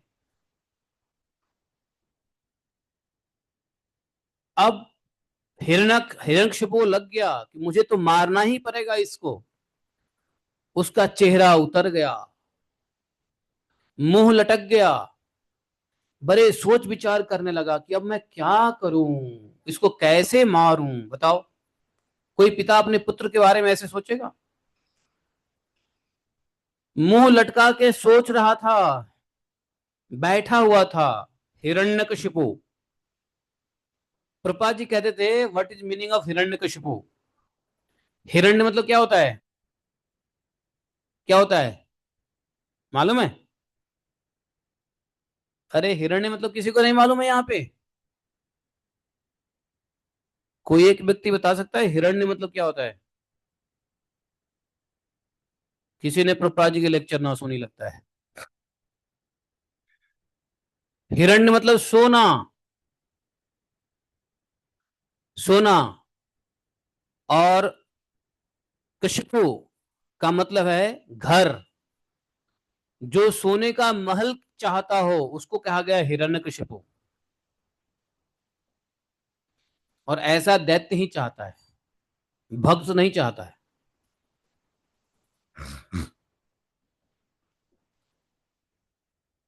धनाढ्य होना ये आसुरी गुण है। धनवान होना आसुरी गुण है। कोई व्यक्ति कहे कि मैं धनवान होना चाहता हूं और धनवान के लिए ही कार्य करे तो आसुरी गुण है, क्योंकि उसका विश्वास धन में होता है। लेकिन भगवान के भक्त का विश्वास भगवान में होता है। इसलिए भगवान का भक्त धनवान नहीं होना चाहता, वह हरिनाम रूपी धनवान होना चाहता है। भगवान के भक्त हरिनाम का बैंक बैलेंस देखता है। रुपए का बैंक वाले रुपए का बैंक बैलेंस जो आना है आ जाएगा भाई। ब्रह्मा जी ने हाथ में लकीर दे दिया है किसको कितना रुपया आना है, किसको कितना धन आना है। समझे? तो जो भगवान ने लिख दिया है अपने हाथ में कितना रुपए पैसे आना है, उसके लिए क्या मेहनत करना? मेहनत किस लिए करना? हरिनाम धन कमाने में। तो हिरण्यकशिपु का मतलब है जो धन का भंडार अपने घर में पैदा करना चाहता है, अर्थात आसुरी गुण। ये सब समझना पड़ेगा, जब जाके पता चलेगा कि हम आसुरी गुण में हैं या आप कौन से गुण में हैं। हम भक्ति कर रहे हैं, माला कर रहे हैं, लेकिन हमारी इच्छा है कि हमारे पास और धन आए, मैं धनाढ्य हूं, आई शुड बी रिच। तो ये आसुरी गुण है। तो ऐसा सोचने वाला हिरण्यकशिपु ही है। प्रभुपाद जी ने कहा, मैं नहीं बोल रहा हूं। प्रभुपाद जी ने भागवतम के 7-5-23 से 33 के कमेंट्री में लिखा है, और उन्होंने लेक्चर भी दिया है वृंदावन में 1976 में। इसी श्लोक के ऊपर लेक्चर उन्होंने दिया था। उसमें प्रभुपाद जी कहते हैं कि हिरण्यकशिपु मतलब, हिरण्य मतलब सोना धन, शिपु मतलब महल अट्टारी, शिपु। तो धन घर में लाने की इच्छा करने वाला व्यक्ति हिरण्यकशिपु है। लेकिन जो भगवान की भक्ति में है, जो दैवीय गुण संपन्न है, भगवान का भजन करता है, जो आना है आ जाएगा, जो जाना है चला जाएगा, वह कुछ नहीं सोचता। उसके हाथ से ऐसे कार्य हो जाते हैं जिससे धन आए, वो अलग की बात है। लेकिन अपना भक्ति छोड़ के वो धन के चक्कर में नहीं पड़ता है, ये दैवीय गुण है। नहीं तो भक्ति छोड़ के धन के पीछे भागना हिरण्यकशिपु का गुण है। इसलिए पहले अपनी साधना करो, फिर धन के पीछे भागो। और धन के पीछे अपने आप भगाएगा, जो आना होगा अपने आप आपको भगाएगा। दिमाग चलेगा, पैर चलेगा, हाथ चलेगा, मुंह चलेगा। क्योंकि जितना आना है पैसा, वो गुण आपको उस काम में लगा देगा। अपना प्रयास तो भगवान के भजन में लगना चाहिए। और पैसा कमाना तो वो तो गुण लगा देगा हमारे शरीर को उस कार्य में, और पैसा आ जाएगा। क्योंकि वो लिखा है, प्रकृति के गुण में लिखा है कि भैया हमारे संस्कार में लिखा है कि इतने पैसे आने हैं। तो संस्कार में है तो गुण जो है वो कैसे भी करके पैसा ला देगा, धन इकट्ठा कर देगा। हम क्यों हिरण्यकशिपु बनने जाएं? समझ रहे हो? ये बच्चों को समझाने की जरूरत है कि नहीं है, बताओ जरा हिंदी में।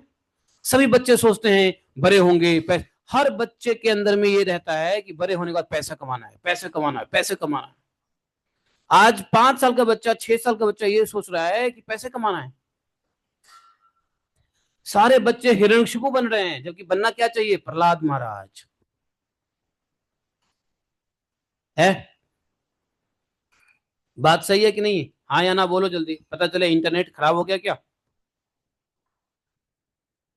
है। सही है बात। हर बच्चों को पैसे कमाना, हर बच्चों को पैसे कमाना है, यूट्यूब से, लाइक से, कैरियर के, ये करूंगा वो करूंगा। आज 7 साल का बच्चा वो कहता है मैं पायलट बनूंगा। एक बच्चा आया, शिल्पी माता जी का बेटा, वो 7 साल 8 साल का है, वो कह रहा है मैं तो जी एरोनॉटिक्स इंजीनियर बनूंगा। क्यों बनोगे एरोनॉटिक्स इंजीनियर? भाई बनने के पीछे तो ये है कि अच्छा पैसा कमाया जाएगा। पायलट बनूंगा, एरोनॉटिक्स करूंगा, क्योंकि आने वाले हवाई जहाज की तो डिमांड रहती है, तो कभी भी नौकरी नहीं जाएगी, पैसा हमेशा आता रहेगा। हालांकि ये सब प्रोफेशन के पीछे पैसा ही तो है। तो बच्चे को क्या बनना चाहिए? देखो, बच्चे को बनना चाहिए प्रहलाद। बन क्या रहे हैं? हिरण्यकशिपु। हमारे दुबई में देखो, हमारे दुबई के बच्चे सोचते हैं, आओ I want to balance my life like Shri Vallabh Prabhu, I want to make money like Shri Vallabh Prabhu, I want to do bhakti like Shri Vallabh Prabhu. हर दुबई का बच्चा श्री वल्लभ प्रभु को रोल मॉडल मानता है। अरे प्रहलाद महाराज को रोल मॉडल मान लो। हर बच्चा दुबई में है। दुबई के यहाँ कौन है? कहाँ गए प्रभु जी? हैं दिनेश प्रभु? ऐसा नहीं है। मैं जानता हूं ना, जब मैं जाता था तो वहां के बच्चे लोगों की सोच बताता हूं मैं। हर बच्चा सोचता है मैं शिवल्लभ प्रभु की तरह पैसे कमाऊं, शिवल्लभ प्रभु की तरह हम भक्ति करूं, I want to balance life between work and devotion like how Shivallabh Prabhu is doing. Dubai से कौन है यहाँ पे? हाँ, कविता माता जी है ना, वो बताएगी। सही बात है कि नहीं? हर बच्चे के यही यही रहता है, यही रोल मॉडल है, शिवल्लभ प्रभु सबके रोल मॉडल है। है एक्चुअली रोल मॉडल शिवल्लभ प्रभु नहीं, रोल मॉडल भैया प्रहलाद महाराज को ले लो। अब कुछ बच्चे तो ये भी कहने लग जाएंगे, अरे हिरण्यकशिपु बनना क्या बुरी बात है? हिरण्यकशिपु और प्रहलाद महाराज एक ही घर में तो हैं, पैसा भी है भक्ति भी है। है, प्रहलाद महाराज है वहां भक्ति है, और हिरण्यकशिपु है वहां पे भी, एक ही, दोनों एक ही जगह रहते हैं। लेकिन ऐसे सोचने वाले बच्चे ये जान लो कि हिरण्यकशिपु प्रहलाद महाराज एक जगह रहते तो हैं, लेकिन हमेशा नहीं रह पाते हैं। एक को मरना पड़ता है। कौन मरता है? अंत में मृत्यु किसकी होती है? हिरण्यकशिपु की। बताओ। तो एक ही बच्चा बाप भी बनना चाहता है, एक ही बच्चा बेटा भी बनना चाहता है। वह भक्त भी बनना चाहता है, लेकिन धन कमा करके धनवान भी बनना चाहता है, हिरण्यकशिपु भी बनना चाहता है, और वो प्रहलाद महाराज जैसा भक्त भी बनना चाहता है। ये तो आज की कहानी है बच्चों के साथ। मुझे तो बड़ा आनंद आता है देख देख करके, सुन सुन करके।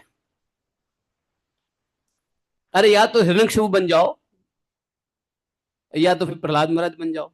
दो नाव पे तो पाँव नहीं रख सकते, पक्की बात है। तो आप लोग को समझ में आ गई हिरण्यकशिपु किसको कहते हैं? है? ये डेफिनेशन प्रहलाद, ये डेफिनेशन मैं अपने मन से नहीं दे रहा हूं, ये डेफिनेशन प्रभुपाद जी ने दिया था। आप 1976 वृंदावन का लेक्चर सुनो, श्रीमद् भागवत 5.7.23 टू 23 टू 33 में प्रभुपाद जी बता रहे हैं।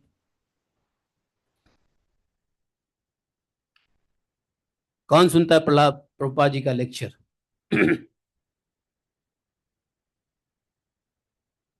तो समझ गए। तो बच्चों को समझाने की आवश्यकता है। जो बच्चे स्कूल जाते हैं, आसुरी स्वभाव के बच्चे लोग पैसे पैसे करते रहते हैं, कैरियर, पैसा, यूट्यूब, मनी, हनी, उससे भक्त के भी बच्चे प्रभावित होते हैं। है कि नहीं? प्रहलाद महाराज के चरित्र तो ले या ना ले, लेकिन हिरण्यकशिपु के चरित्र तो ले ही रहे बच्चे ऑटोमेटिकली। है कि नहीं? हाय रे पैसा पैसा पैसा पैसा पैसा है। हिरण्यकशिपु ने भी पूरे स्वर्ग लोक के पैसा से लेके, उसको पृथ्वी के पैसे से पेट नहीं भरा तो स्वर्ग का भी पैसा लूट लिया, और नीचे अतल बितल सुतल का भी पैसा लूट लिया, वो तीनों लोगों का पैसा लूट लिया। बताओ।